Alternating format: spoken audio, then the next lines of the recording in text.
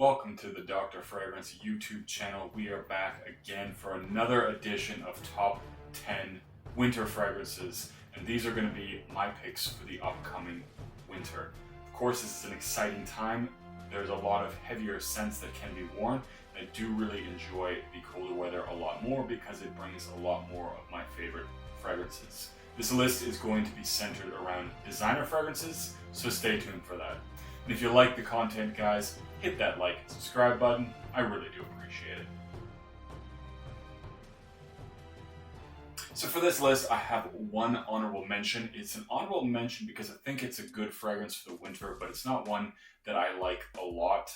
I find it to be a little bit too much for me, but I would say if you have not checked out this fragrance, it's been hyped up quite a bit. If you haven't got your nose on it, you should do that because it does have a good quality, and that is Pulse of the Night by Issey Miyake. This is also a newer release, so it does add something fresh to the table. It's interesting because it has a fairly heavy incense note with a candied kind of cherry. It is quite a projection beast as well, a very thick fragrance, and I think it's one that will perform really well in the winter, especially if you're outdoors in the cold. The reason I personally am not a huge fan of it is that I do find it a little bit too thick, a little bit too cloying on my skin, but it is overall a nice and unique fragrance. So I will give that one an honorable mention because I do think it's worth checking out. But we're going to start this list off, and in number 10 spot we have Zaharoff Pour Homme. Now, I recently tried this fragrance out, I recently reviewed it, and I have to say it is actually a really beautifully masculine fragrance. It does have a bit of a retro vibe in the opening, so you do have to sort of be aware of that. My favorite part of this fragrance is the dry down. This really beautiful oud comes out on my skin, and it smells gorgeous. It's a very nice, masculine, woody fragrance, and the dry down, I find, certainly doesn't come off particularly retro or dated. The opening is a little bit retro, so of course, as I mentioned, that's something you have to be aware of, something you have to be in the mood for. But this is a really nice fragrance, and it is one that I've been enjoying, and I know a lot of other people have been enjoying it as well, and I think the weather is definitely right for this one. Next on the list is probably no surprise to a lot of people, and that is By the Fireplace by Maison Martin Margiela. This is one I still do have to get a full bottle of, but I really did fall in love with this one on first sniff. It is my favorite from this house still to this day, and I have tried a lot more from the line, but this one I absolutely love. It's beautifully sweet. It has this charcoaly fireplace vibe, and it has this really nice hazelnut note. So it's kind of like chestnuts roasting on an open fire, and it's very sweet and enjoyable. I do like this one quite a bit. So I think this one is also really good for date fragrances. It's definitely one that you can get in close with, a close encounter type of fragrance, and it smells really great to me. I enjoy this one a lot, and if you haven't checked this one out, this is definitely one you want to check out. The number 8 spot goes to a new fragrance. Now, it's not a new release, but it is certainly one that I have just gotten my nose on, so it is something new for me. This was sent to me by a subscriber, and I do enjoy it a lot, and I appreciate it, and that is Polo Supreme Oud. So this one is actually quite nice, especially if you want an oud fragrance. It has this spicy cinnamon vibe with a really nice oud, and the oud is a little bit pungent. It's enough that you know that it's oud. This is definitely the direction I think a lot of the designer fragrances that are using oud are getting with this fragrance or this material, is that it has a definite distinction from other woods, and it definitely sets itself apart so that you know that it's oud, but it's not a crazy animalic oud at all. And it is really nice in the sense that it has that spicy, warm vibe as well, which is something that goes really nicely for the weather. Number 7 on the list is one that I am definitely going to have to pick up a bottle of at some point, and it's definitely my favorite from the line, and that is Bulgari Man in Black. This is one that was definitely a love at first sniff. It's definitely the kind of fragrance that I typically enjoy a lot. And it is one that's better for the colder months. It has a boozy, spicy accord. It has tobacco in it as well. So it has this really dark gentleman quality. It has a little bit of that, I guess, edge to it because it is a boozy tobacco fragrance. And and I do really enjoy the spicy notes. And as far as the Bulgari Man line, as I mentioned, it's probably my favorite from the line. It's really nice. If you haven't checked that one out, I definitely recommend getting your nose on it. It is a great fragrance. The next one on my list is John Varvatos Dark Rebel.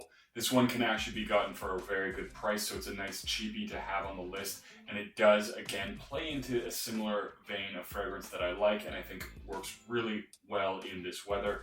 This fragrance is definitely one that has a lot of the qualities I like. Boozy, tobacco, leather. A lot of people describe this as a bad boy fragrance, and I can see why. This is one I like to put on a leather jacket with because it does certainly go with that whole attitude. It's a really nice fragrance. The biggest problem with it doesn't have very good performance, and I think that, as other people have said, is the case for a lot of the John Varvatos fragrances. However, you can get this one for under $30. So at that price point, I'm not a huge stickler, or the fact that this one only lasts 4 to 6 hours in that range is not such a problem for me. I don't mind the fact that I would have to reapply this one. Now, it is really nice, it is really enjoyable, but this is also one that has a little bit of an edge. I find the leather to be very strong to my nose, which works for me, but I think this is one that can definitely put off some people. That being said, I think it's one worth checking out. Very nicely done, and of course I do enjoy these bottles quite a bit. It looks very nice. Next on the list we have a newer fragrance as well, and that is Versace Eros Flame. To me, I actually really enjoy this one and I like it better than the original Eros. A lot of people give this one criticism because it dries down very much identical to the original Eros, which I think is more or less true. It has that very heavy vanilla dry down. Now I do enjoy that dry down, so it's not a big deal for me. I think the one thing that stands out for me is that cinnamon opening. I love it. It's very well composed, very well done. And it comes off, I guess, just a little bit more mature because it does have that cinnamon vibe. Eros is typically described as a sort of younger man's fragrance. It's something that's, good for the club and stuff. I'm not really a club goer, and although I do find that minty opening nice, I really like the spicy sort of cinnamon opening. Very warm and also good for this weather. So that is the next on my list. The next one on the list is also probably not a huge surprise to a lot of people, but this is actually one that I just recently tried. I was fortunate enough to go to Sephora, try this one out, and I was very pleasantly surprised, and that is Tom Ford Noir Extreme. This is one that has an interesting note of kulfi, and so it does definitely have this gourmandish vibe, and it is also a little bit spicy because of the cardamom, which really makes it something very nice for the colder weather. That gourmand vibe along with the spice, it does come across definitely as unique. It has a very pleasant smell. There's a lot of vanilla sweetness as well, which definitely gives it that edible quality. It's also, as I mentioned, interesting because kulfi is not something I've really thought of or heard of used in other fragrances, so it does have a definite uniqueness factor, but it is one that's really nice for dates as well as the cold weather. It's a nice seductive fragrance, as I find a lot of gourmandish fragrances to be. That's one reason I really like gourmand fragrances. They tend to be a little bit more sensual in my opinion, and this one is no exception to that. So I do really enjoy this one. I'm happy I was finally able to get my nose on it. Definitely a very enjoyable and excellent release from Tom Ford. Okay guys, we are in the top 3. These are the top fragrances from the list, and these are the ones that I personally enjoy the most. And we do have at least a few repeats from previous years. This one is also a great date fragrance, and that is Wanted by Night by Azzaro. It is really nice. It's very strong. It's a beast mode fragrance on my skin, especially for the first couple of hours. It has that warmth of the cinnamon note, but it really has a sort of almost aquatic orange quality in the opening too, which is very interesting. This one is also very sweet, so it can be used nicely on a date, but it also suits the colder weather a lot better because of the fact that it is so sweet. I like this one a lot. This is one I've definitely gotten compliments when I've worn it. It's definitely one I've gotten compliments with when I've been out on dates. So I do enjoy this one, and this is definitely one that I'm going to enjoy wearing. Now the next one is going to be one that is very popular but also very divisive. It's none other than Encre Noire Alexstrem.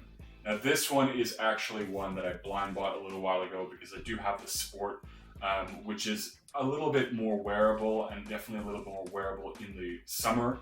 This one is definitely one that you're going to want to wait until it's colder.